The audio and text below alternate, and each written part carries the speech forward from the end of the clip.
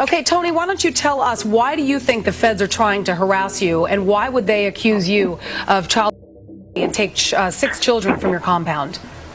Because this is what I've accused the federal government of and the Vatican. The Bible states that the legal age for marriage is at puberty. I'm not married to any teenage girls who don't want to be. I'm 74 years old. I don't remember reading that in the Bible, sir, and I went to Bible class every Sunday school, and I don't remember saying anything about it. I mean, kids are reaching puberty at the age of 12. You don't know anything about the Bible. So you're telling me that people that are 12 years old should be able to marry a 40-year-old, and that's okay? What do you say?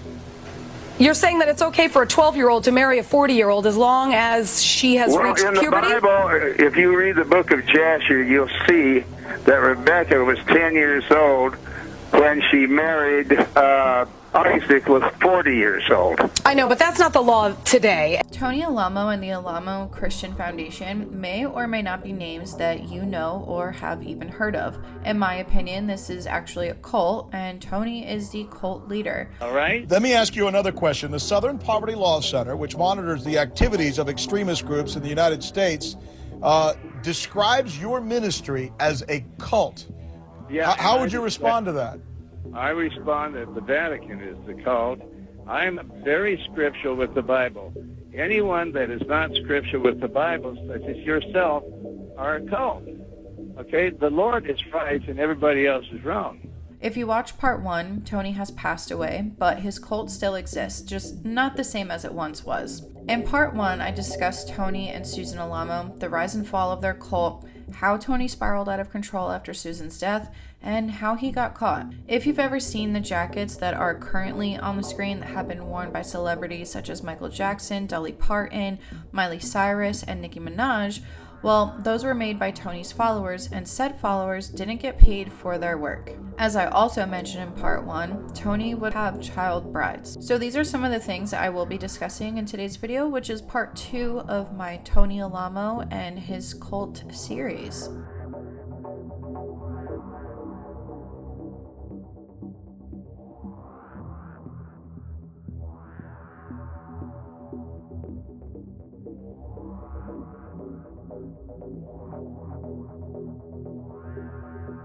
As mentioned in part 1, Tony Alamo had child brides. According to one source, quote, ex-followers say that by the late 1990s, Alamo was living in this sprawling compound with more than a dozen women, some of whom he called his spiritual wives, end quote. Which basically means there was no legal documentation binding these spiritual wives to Tony. There are a few women I'd like to mention in this section. However, we are going to go over Amy Eddy and Pebbles Rodriguez first. These two women actually came up with their own secret way of communicating with one another, and that was with their eyes. They would make eye movements to spell letters of the alphabet. Pebbles said in an interview with People, quote, this sounds really ridiculous, but we had to literally write the alphabet with our eyes. We had to come up with our own code just to communicate, end quote. Amy says, quote, it was our way of supporting each other, end quote. Pebbles and Amy were two of the child brides that Tony Alamo would have. Pebbles was 12 and Amy was 14. Tony was 62 at that time. The two of them talked about how for a decade during the 90s, both of them were beaten and starved by Tony. According to the People article, Tony's behavior grew more sadistic as the years went on. Pebbles and Amy were freed in 2008, and this was when Tony was arrested and charged with 10 counts of interstate transportation of minors for illicit purposes. In 2018, Amy and Pebbles did share that they suffer from PTSD, and Amy stated, quote, every day is a milestone, end quote. Pebbles agrees with Amy and talks about how she has recurring nightmares. Pebbles and Amy did go on to live their lives and even have children. I truly wish both of them the best and hope that they are able to work through the and the trauma that they both endured as children. I did find another article, but it's older than the article I found in People, and I do believe that the Amy in this older article may be the same Amy I've already gone over, but her last name isn't listed, so I can't confirm that. I'm still going to share Amy's part of this other article because there is more in this older article. So let's get into it. This article talks about the stories of Jean, Amy, Nikki, and Desiree. Quote, Jean says that when she was 15 years old, Alamo, who is 59 years old, and her pastor at the time, forced her to become his spiritual wife and have with him. Amy says Alamo made her say vows and submit to his sexual desires when she was 14. Then, Alamo did something that reportedly shocked even his most devoted followers. Desiree says Alamo made her his youngest spiritual wife when she was just 8 years old. Desiree says Alamo then forced her to have sex with him. Nikki says she was 15 years old when she realized Alamo planned to make her his next wife. Nikki escaped the compound and fled before Alamo had the chance to act. Jean, Amy, and Desiree say they lived as Alamo's wives for years and endured before they were able to leave. They eventually fled the compound and left the church that once ruled their lives, end quote. Tony tried to justify having child brides by saying the Bible implies that puberty is the age of consent. The Bible states that the legal age for marriage is at puberty. I'm not married to any teenage girls who don't want to be. I'm 74 years old. I don't remember reading that in the Bible, sir, and I went to Bible class every Sunday school, and I don't remember saying anything about it. Because kids are reaching puberty at the age of 12. You don't know anything about the Bible. So you're telling me that people that are 12 years old should be able to marry a 40-year-old, and that's okay? What do you say? You're saying that it's okay for a 12-year-old to marry a 40-year-old as long as she has reached puberty? In the Bible, if you read the book of Jasher, you'll see that Rebecca was 10 years old when she married Isaac was 40 years old. I know, but that's not the law today, and we don't see 10-year-olds getting married. Let's face it. The law of God never changed. 10-year-olds shouldn't be married, let's just say that, and they should be waiting a lot longer before they spend the rest of their lives with an adult. Hey, all right. Listen, you just talk. You want to interview me, or you just want to yap your stupid mouth off? All right, Tony. There was an interview he did with Rich Sanchez from CNN in 2008 where he says, quote, I don't know when girls reach puberty. Most of them around 10, 11, 12, 13, 14. God inseminated Mary at the age of around 10 to 12. Should we get him for having sex? End quote. Well, if that's what Tony believed, that with using 10 as what seems to be the earliest age, why did he have an 8-year-old as a bride? He was just using this as a way to justify that it was okay for him to be, in my opinion, of course, a pedophile. Mr. Alamo, thanks so much for being with us, sir. Oh, it's my pleasure. Prosecutors are saying that you are a polygamist who preyed on married women and girls in your congregation. That's what prosecutors have said on the record. What is your response to that? Well, even if I was a polygamist, which I'm not, what would be wrong with that when the psalmist David, Moses, and Abraham, and Solomon, and Gideon, and all those top people in the Bible, you could read about them in the 11th chapter of Hebrews, that they were polygamists as well. And but the Bible, sir, is a collection of stories. Some of them to be used literally when they involve God's word, and some to be used other ways. But there were also people who were stoned in the Bible. You think you have the right to do that now? Don't tell me about the Bible, man. I'm a Jew. We wrote the Bible. Let me teach you. Okay. You don't know anything about the Bible, okay, all right, friend? All right? So you're saying the Bible gives you the right to have sex with girls? I have the right to have sex with my wife. They're saying, for the record, that you have possibly either promulgated or had sex with young girls at your particular facility. Is that true or not? That is false. Okay. All right. You told the Associated Press that you're not guilty, but then you went on to say that, according to you, the age of consent is puberty. Puberty. Yeah, what do you mean by that? That's not according to me. That's according to the Bible. That means when a woman is able to conceive and have a child, she is an adult, and she could be married. But we don't do that at our church. We never have. Why would you be saying that then? Well, because it's Bible. I have a right to preach the gospel, don't I? Okay? Well, but here's the problem. What kind of creep are you? Puberty is as early as 8 years old. Are you saying that you would be for children as young girls as early as 8 years old having sex? No, you're just trying to make me look that way. You're part of the government regime to try to destroy Christianity, and I didn't say that. I don't know when girls reach puberty. Most of them are around 10, 11, 12, 13, 14. God inseminated Mary at the age of around 10 to 12. Should we get him for having sex with a young girl? Yes. Huh? As a matter of fact, sir, if you go by the law, and we are a nation of laws, we should. And the laws specifically state that you have to wait. You're not a nation of laws. You are the Antichrist. You're the exact opposite of the law of God. The law of God is what you're going to be judged by, and everybody else on this earth. That's fine, sir. But let me just ask you. It's not only fine; it's going to really happen. Okay. Well, thank you, sir. But for the record, are you saying that girls under the age of 18 should be allowed to have sex? I believe if they're married, that they could. As young as what? As young as 8? As young as 10? As young as 12? Since that is in some cases. 10, I'm not the one that sets the time.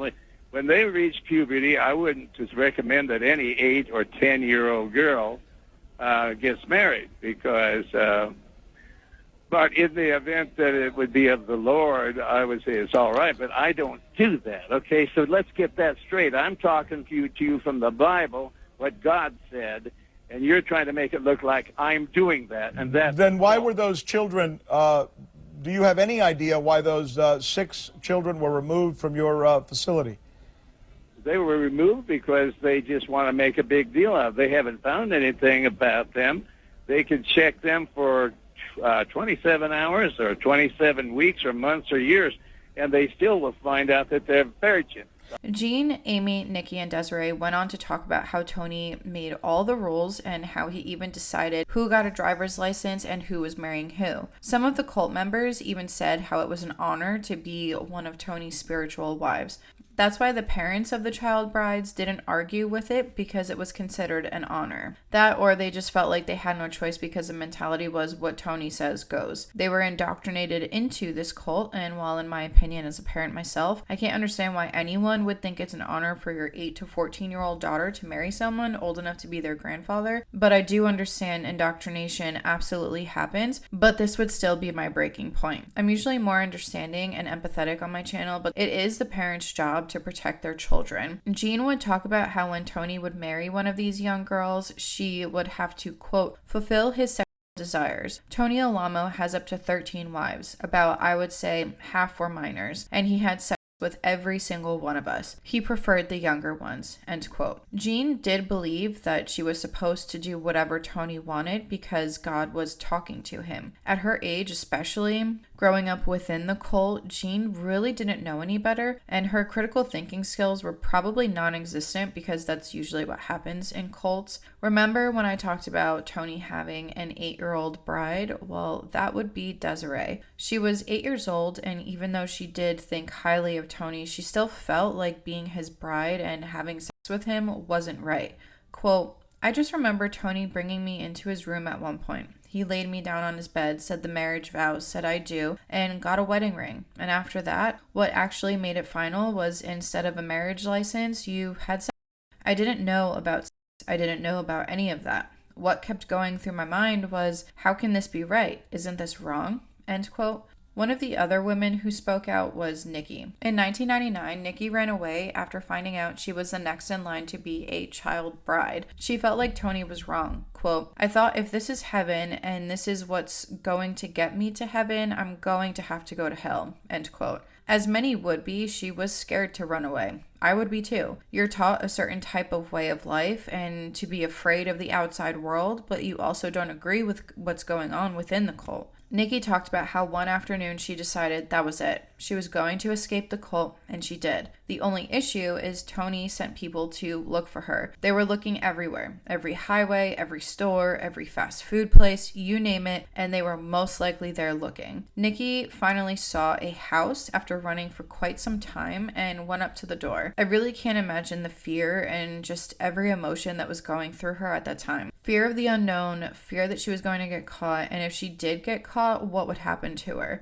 I'm sure she was also upset that she had to escape in the first place. No one was there to protect her from this evil person that was Tony, and she left people she most likely cared for behind, so maybe she even felt guilt that she was able to get away. I'm sure Tony was more worried about her contacting police or whoever, really, to tell them what he was doing. He probably didn't care about her well-being or anything. Who knows what would have happened to her had she gotten caught. Well, Nikki finally found a house after running for miles. Vince and Karen Coker were the owners of the home and decided to ask her to stay the night. They obviously helped her by giving her some fresh clothes and a place to sleep, and Nikki says, quote, "I remember laying there in bed. I felt a little bit safe. I thought, maybe they will really help me," end quote. Even though Nikki tried to make up a story, Vince and Karen didn't believe her story, so they did what they thought was right at the time and bought her a bus ticket to California. This was because Nikki's mom, Lisa, was living in California. When Tony had found out this news, he told Lisa that she should have Nikki arrested once she gets there. But thankfully, Lisa still had some kind of critical thinking left, and she did tell Tony that she wouldn't be able to do that. While I did say Lisa had some critical thinking left, it really wasn't much because Lisa just told Nikki to leave. Tony allowed Lisa to spend $50 on a bus ticket.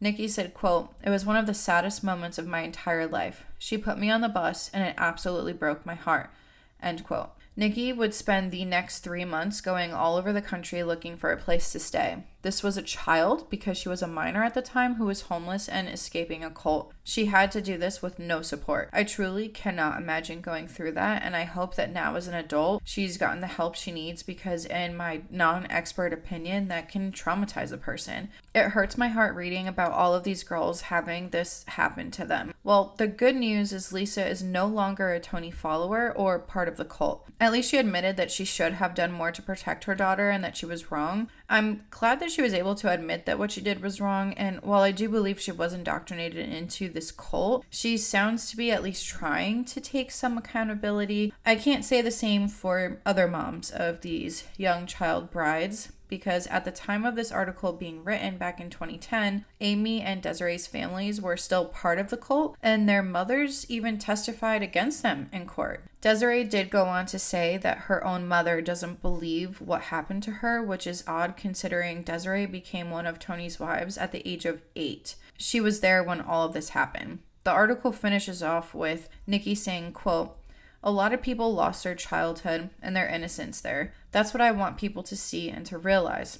Don't be so blind. Don't just say it's not my business, they're the neighbors. Hell was inside of there. I don't care if someone says it's not your business. Do you know how desperately bad we needed someone to poke their nose into something that wasn't their business, and no one did," end quote. I do hear what Nikki is saying, but I will say that I do mind my business a lot. You hear more people nowadays saying to just mind your business. Now, if I saw a child running and looking like she was in trouble, that would be 100% different. I don't like to parent shame, but in this situation, these parents suck. You're supposed to protect these children, and these parents truly thought that their children being a child bride was an honor. What these children and now grown adults had to endure, the trauma they have, is so heartbreaking.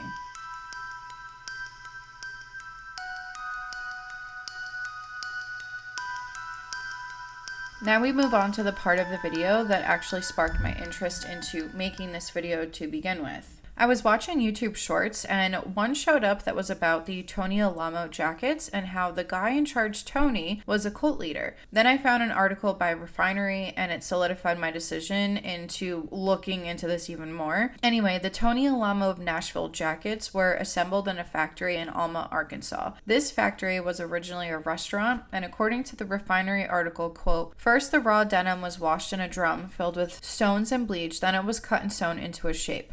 From there, a basic stencil, a skyline, or outline of a cartoon character was applied using a silk screen, and then the delicate work of airbrushing and embellishing could begin. Children manned the rhinestone station. Using their small fingers, they dropped row after row of Swarovski stones into tiny fittings," end quote. Side note, I am pronouncing Swarovski that way because that's how I would pronounce it in Polish, and I'm not sorry if it bothers anyone, but anyway, back to the topic at hand. Can you imagine how horrible those working conditions had to have been with how popular these jackets ended up becoming, children would place each Swarovski crystal piece by piece. That was definitely a long day, especially for tiny humans who should be spending their days learning other things and, I don't know, maybe having a childhood and maybe playing outside. I also wonder about how the employees, both the children and everyone else, were working with bleach. Did they have protective gear so that they weren't inhaling bleach all day long?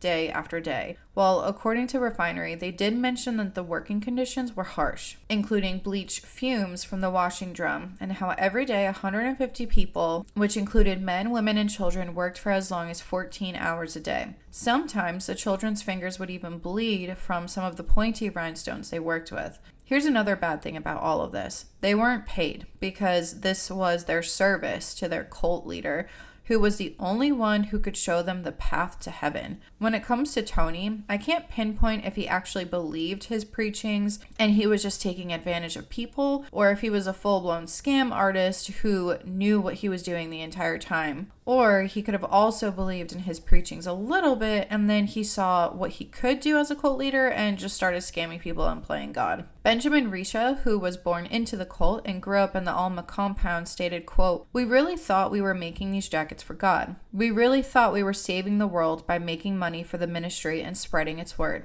end quote. But with all of that said, these jackets were popular in the 80s, which would make sense given the style of the 80s, flashy, acid wash denim, and just over the top. It's probably why the 80s are actually one of my favorite eras of fashion, because it was just loud and in your face, very expressive, I guess is another way to describe it. The jackets would also make their way back to popularity in more recent years as well. These jackets ended up being really popular among some big-time celebrities. Some of these included Dolly Parton, Mike Tyson, Brooke Shields, Burt Reynolds. Even a bit more recently was Miley Cyrus. And I say a bit because the photos I've seen her wearing these jackets were during her Bangers era. These jackets have been worn by Nicki Minaj, ASAP Rocky, and Frances Bean Cobain. Well, one of the celebrities that had a customized leather version of these jackets was Michael Jackson. This jacket is the one he's wearing on the cover of his album, Bad, which means at the time this was a huge deal, and I mean huge. All very well-known and popular celebrities who have set trends, and the style of the jackets is my type of style, and I actually have something similar that isn't made by cult members, where the leader reaped the benefits 100% and is a fraction of what these jackets cost. In 1989, Tony Alamo gave an interview where he told the reporter, quote, "The clothing is so groovy. Everyone wants it no matter what they think I am. No matter what, the superstars are going to want my jackets," end quote.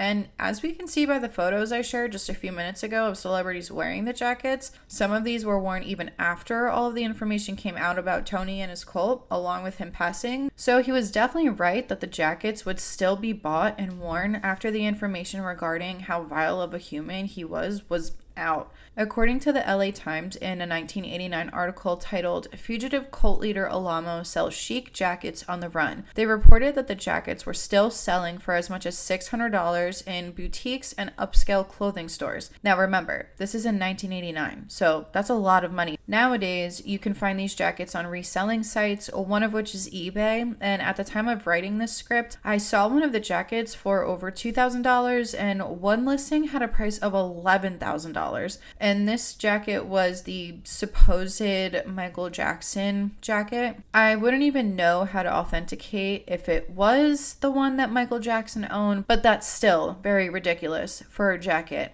after knowing who the person in charge was. If you remember from earlier in the video when Tony was sentenced to 6 years of prison for failing to pay taxes in 1994, well, the IRS, of course, seized assets from his properties in Arkansas, California, and Nashville. Part of the seized assets were hundreds of jackets, and the IRS auctioned these off along with everything else. In the Refinery article, they spoke with a tattoo artist named Josh Glasser. At the time of the article, he spoke about how he would collect and sell the Tony Alamo jackets. He stated that he was a teenager growing up in Baltimore in the 80s, and he saw the flashy drug dealers wearing them, and he wanted to own one day. While knowing about Tony and his cult, Josh still liked the jackets. Benjamin Risha was 17 when he left the cult. He was actually born into it as well. He went through a lot of years worth of therapy and now speaks out against the cult. When the jacket started to become popular again, Benjamin did have some feelings about it. I mean, he was born into the cult and left at 17. He probably worked on those jackets, not to mention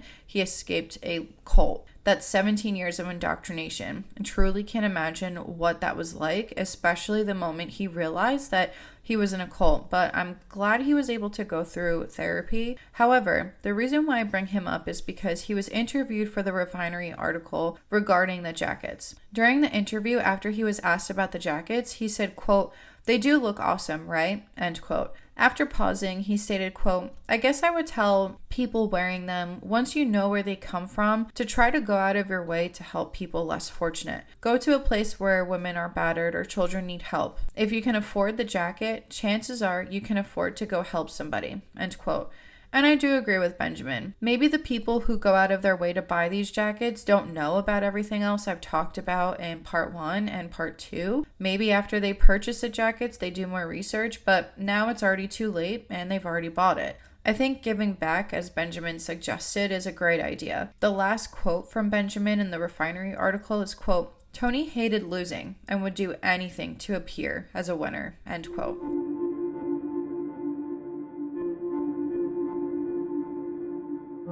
I'm not sure if any of you watching me also watch Cinnamon Toast Ken and Buff Pro. I bring Ken and Buff up because I watch TLC shows through them, one of which, Seeking Sister Wife, has casted a stepdaughter of Tony. Becky Ryan is actually Rebecca Kanim, who was born Rebecca Krupf. Her mom is Sharon Krupf.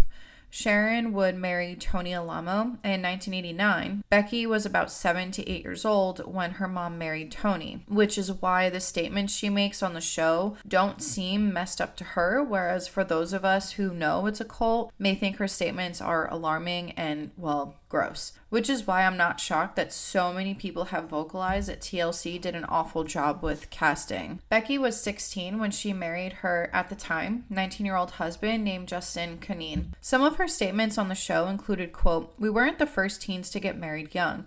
Our church believed in polygamy as an option. My dad was the pastor of the church and he studied the Bible a lot. He got other wives as he was finding all the scriptures that prove that it is okay to do." End quote. Now, I will say that while I'm in a monogamous relationship, if there are people watching this who are in polygamous ones and all are consenting adults with proper boundaries and communication, along with it not being a that's your choice, and even though I may not understand it, as long as others are happy and not forcing it on me, do your thing. However, I think many of us can speculate that Tony could have been doing this just to take advantage of women and young girls, and it wasn't the consenting polygamy that some people who maybe, if that's what you are and you would like to share in the comments, go right ahead, but I do believe that Tony had nothing to do with that. It was more so he just wanted to take advantage of young girls and be a Becky did talk about how it was growing up in this dynamic. Quote, "Growing up in a polygamous household to me was never a negative. I guess sometimes I might have felt like, oh, my dad doesn't really have much time for me now, but then I also got other people to talk to." End quote. In addition, Becky did talk about how her mom wasn't close with the other sister wives. Quote, "My mom's kind of a loner typically, so she didn't have a great bonding experience that I know I'll have." End quote. What's wild is that Becky was born into the cult, but she wasn't living in their compound, but her parents were part of the cult. Her biological dad, David Krupf, was a member of the Alamo Christian Foundation and was married to her mom, Sharon, from 1980 to 1988. They decided to move into a house owned by the foundation in Dyer, Arkansas. That was in 1988, and as you've probably put two and two together, everything started to go downhill after they moved. There was an article written by the Southwest Times Record regarding the divorce and what happened when it came to custody. I'm going to read part of the article because there is a lot of good information in it. The title of the article says, "Ex-Foundation Member Bitter." David Krupf watched with contempt as Tony Alamo walked away from the Washington County Jail in Fayetteville Tuesday afternoon. "When I saw him walk out of there free, it made me sick," Krupp said. All I could think of was, there's this man who has destroyed my life and taken my wife and daughter from me. Now he's got my daughter sitting on his knee and has kept me from her for 3 years without even a letter or a phone call. What a scum. Krupp's ex-wife, Sharon, is Mrs. Tony Alamo. The Krupps, they were married December 27, 1980, and they were divorced December 2nd, 1988 in Crawford County, after living in the Alamo Foundation housing in Dyer about 2 years, Krupp said. The couple had one child, Rebecca, born on October 29, 1981. Krupp said his wife's affections were alienated by Alamo. Sharon Krupp married Alamo in 1989. According to court records of the divorce, Krupp is to be allowed to visit his daughter every other weekend and holiday during Christmas vacation and 6 weeks each summer. Krupp said he has been down on his luck since the divorce and doesn't expect to get custody of his daughter, but that his visitation rights should still be honored. After the divorce decree, they've let me see Becky just once in California in a Denny's restaurant for about 10 minutes with a foundation worker, Krupp said. The last day I spent with her before the divorce, we ate Chinese food and saw Walt Disney's Snow White and the Seven Dwarfs. Sharon called it evil and non-scriptural and an unsuitable movie for Becky. Krupp claims his ex-wife and Alamo are keeping his daughter in captivity, out of public school, and away from contact with outsiders, and that the girl has been beaten by his ex-wife and foundation members. He said Tuesday he has volunteered to testify as a witness for the prosecution in the California child abuse case pending against Alamo. If I had the money to fight this in court, I would, Krupp said, but Tony broke me. Everyone in the foundation knew I was successful and wealthy before I moved in there. Krupp, a native of Los Angeles, said he first came into contact with Alamo's Tony and Susan Alamo Christian Foundation in Los Angeles, where Krupp said he liked attending church services led by Tony and Susan Alamo. In 1988, at his wife's insistence, he says he moved his family from Texarkana, where he was ready to open a jewelry store, to a 2-bedroom foundation-owned house in Dyer. It was the biggest mistake I ever made, he says now. I lasted there about a year and 3 months before they kicked me out and confiscated all my jewelry and everything. Krupp said he was accused of taking money from the foundation, but that he had withheld nothing from Alamo. Krupp claims that taking someone into the foundation, getting all their worldly goods, then accusing them of stealing or some other trumped-up charge, and then evicting them owning nothing is a common tactic of the Alamos. But wait, there's even more. I'm not going to accuse Sharon of anything because I'm not making this video to get sued. However, during her testimony during Tony's trial, she talked about how she knew that there were young girls living in the house, but she did not know of any marriages or sexual interactions between these children and Tony. Those of you watching can form your own opinions, but in my opinion, I don't really know what to think. I truly find it hard to believe that she didn't know. Maybe she also didn't want to get in any kind of trouble, whether it be legally or just with Tony. She could have also been afraid of Tony. At the end of the day, regardless of what my opinion or your opinion is about Sharon, these were still children. And Tony, in my opinion, was a groomer and pedophile. For legal purposes, let me reiterate again, that's my opinion, not a fact. If all of this was happening in front of Becky, the indoctrination was strong with this one. Becky has no idea that this is not how it's supposed to be. Polygamy is not making children your brides and bringing them across state lines. That's called sex-trafficking, Becky. The actual definition that Google gives me of sex-trafficking is, quote, the action or practice of illegally transporting people from one country or area to another for the purpose of sexual exploitation, end quote. But I've seen people speculating that the reason why Becky and Justin are using the last name Ryan is because they're trying to conceal their actual last name, and Ryan is Justin's middle name. Knowing that little tidbit of information makes me wonder if Becky is aware that what Tony did is wrong and that she grew up in a cult. I don't think that concealing your name online is suspicious because a good example is people do it on YouTube all the time. However, in this particular situation, I do find it suspicious. What was TLC thinking when they were casting Becky? Did they not do their research? If it was so easy for the internet sleuths to find out their real last name and find out who Becky's stepdad is, then they A, didn't do a very good job concealing their name, and B, clearly researching the new cast members wasn't that hard, and TLC really dropped the ball on this one.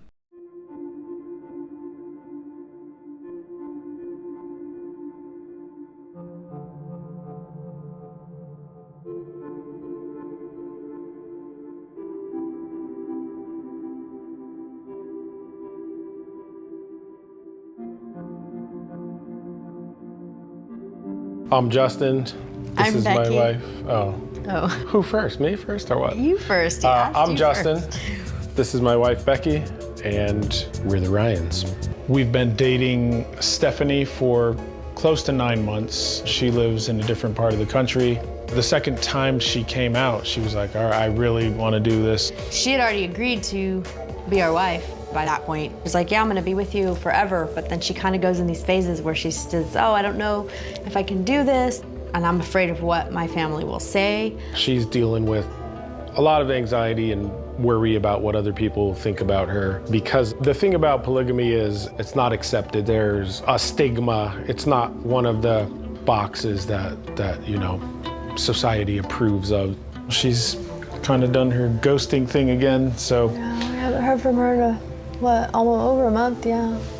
I mean, I really have no idea if it's the end of Stephanie in our lives or not. I love her like I loved Becky. To us, she was perfect. One thing I would like to say after researching this cult is I hope all of the victims are doing well in life. I know that's pretty generic to say, but I really hope that they all got the help they deserved and were able to go to therapy, along with were able to eventually go on to live great lives. What Tony and Susan created together spiraled even more after Susan died, but I'm glad that they were both eventually exposed for the cult they were and ran. For those who still work for the cult and believe in Tony's teachings, I hope that they wake up one day and realize what they're actually a part of. But anyway, thanks for watching, and this is Monica reporting to you live from a highway. Bye!